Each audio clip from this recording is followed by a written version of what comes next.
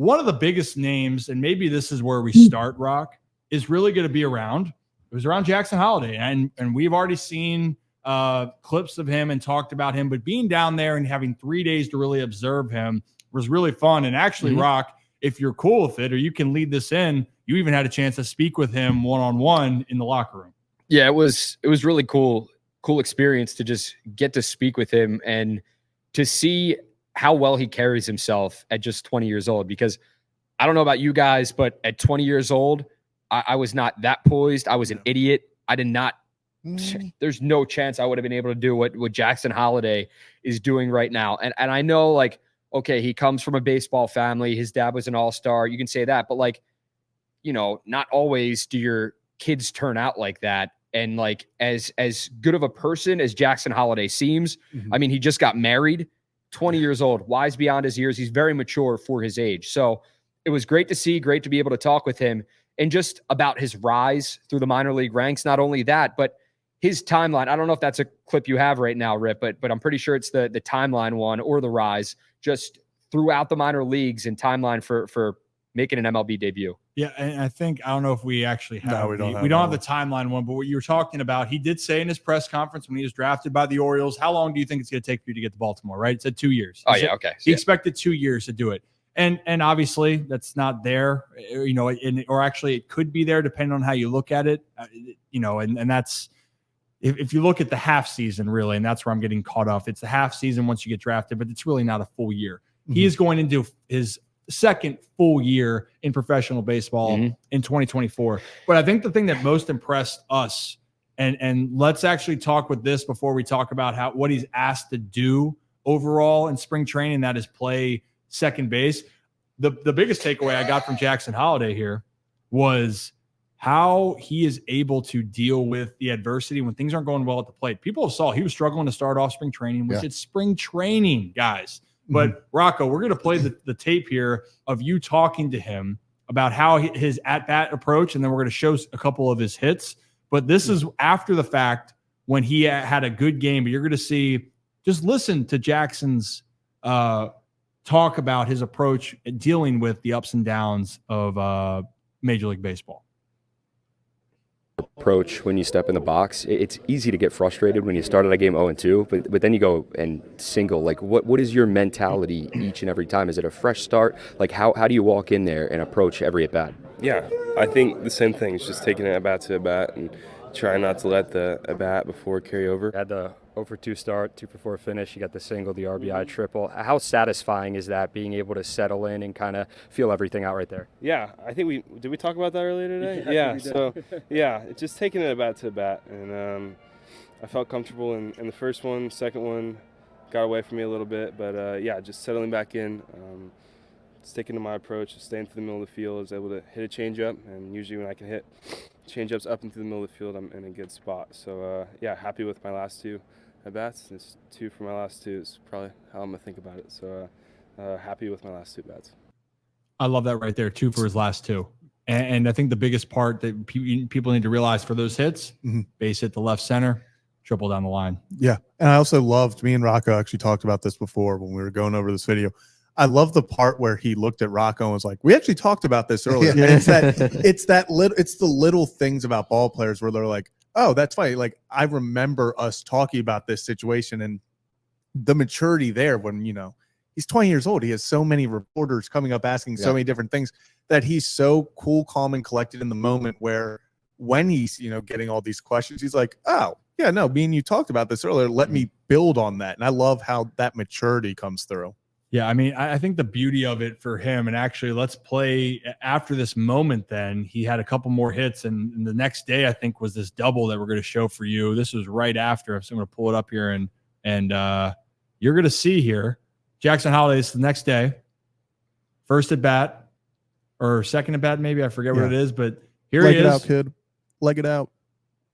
And he's back in motion. I think these are little things right now. And I think that's the thing I can't always quantify to people about talent and about dealing with the metrics, is that when you're so young, how do you deal with failure? Because at the end of the day, baseball is a game of failure all the time. Life's a game of failure, but baseball's saying, hey, you can fail 75% of the time and still be the best at what you do. That's a shit ton of failure on a day-to-day basis. Now imagine being the #1 overall pick, with the expectations of your family and the fact of you are fighting for a job in spring training. And actually, I think that he talked a little bit about that, Rock, too, of he will do anything to make this team. And right now, what we saw was that it looks like that route to make the team is going to be at second base. No, absolutely. That's Jackson Holliday said if they've been working him primarily at second base in the spring.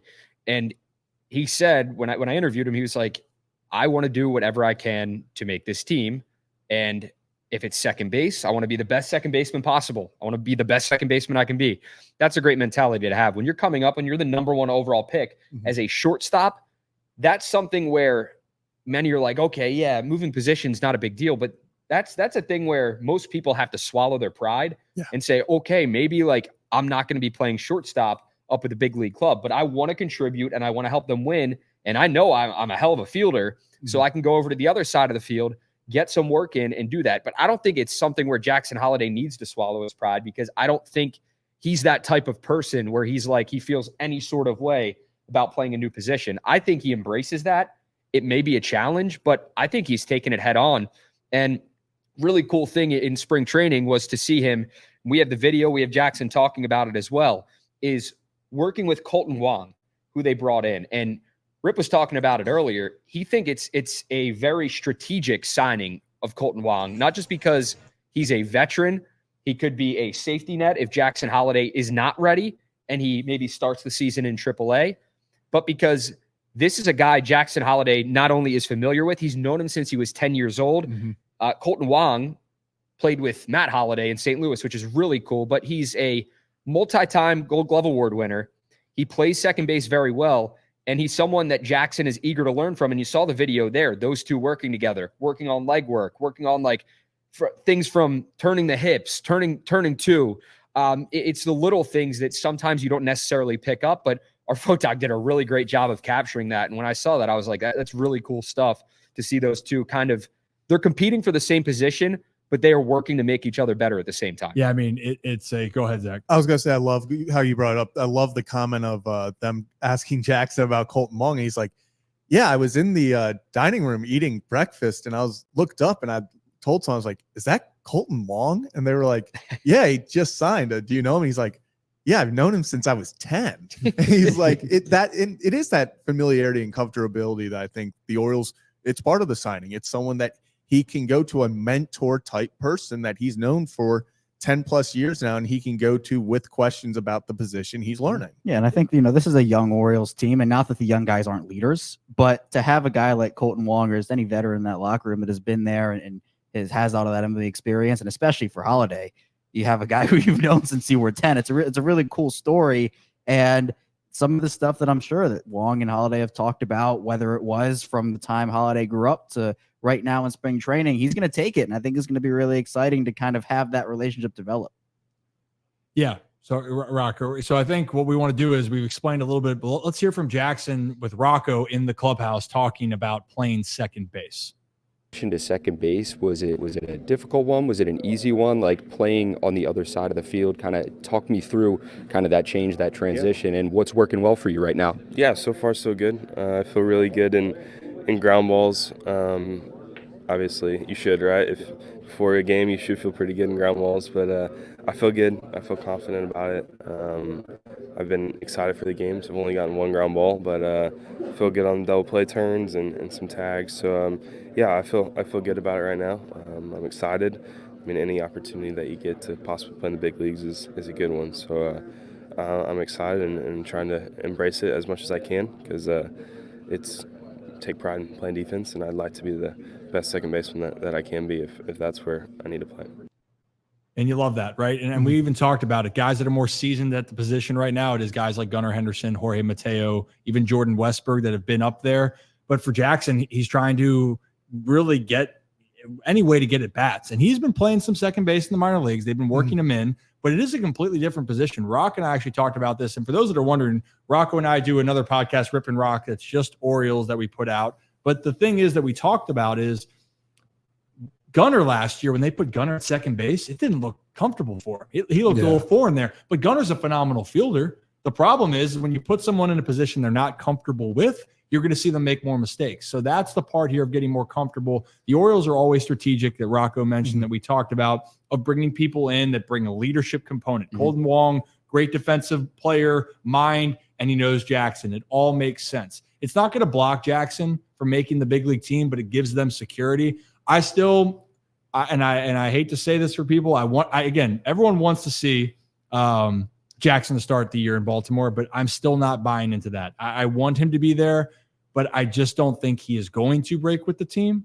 I hope that I'm wrong. My biggest thing is, if he's breaking with the team, that dude better be in the lineup every day. Yeah. Because if not, it's ruining his development. Like, that's my biggest thing. And you have guys, and we got to see Ramon Urias is looking good as well, and Jorge Mateo, guys that know their roles and aren't going to play every day, are going to be there. And that's a big part when you're making out a roster, especially a young and talented roster. Here's what you don't want to see. You don't want to see a case of where I'll go back to last season with Grayson Rodriguez, where his development wasn't stunted. Grayson Rodriguez is poised for a really fantastic second year in the show, but he didn't break camp with the team.